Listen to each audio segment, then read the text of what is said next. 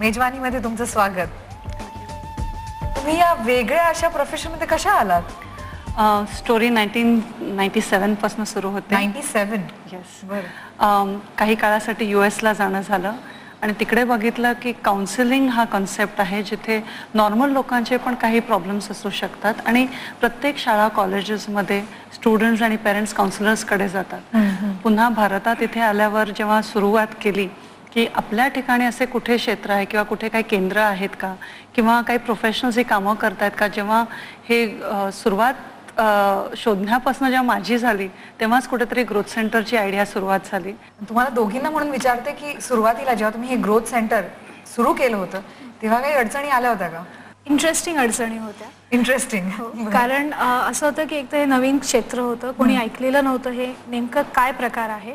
आणि आपल्या इथे कसं की जे आई वडिलांचे प्रोफेशन्स आहेत, व्यवसाय आहेत, त्याच व्यवसायात मुलं जातात.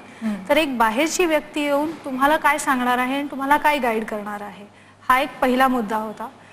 नेक्स्ट वॉज की तुम्ही यंग मुली काय करणार आहात, तुम्ही गाईड कसे करणार आम्हाला.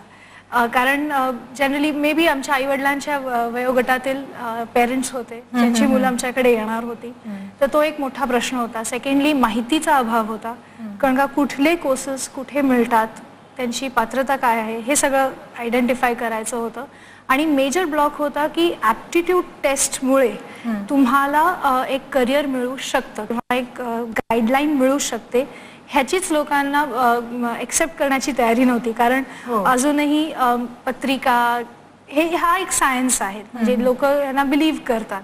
सो ह्या सगळ्या इंटरेस्टिंग अडचणी सुरुवातीला आम्हाला होते.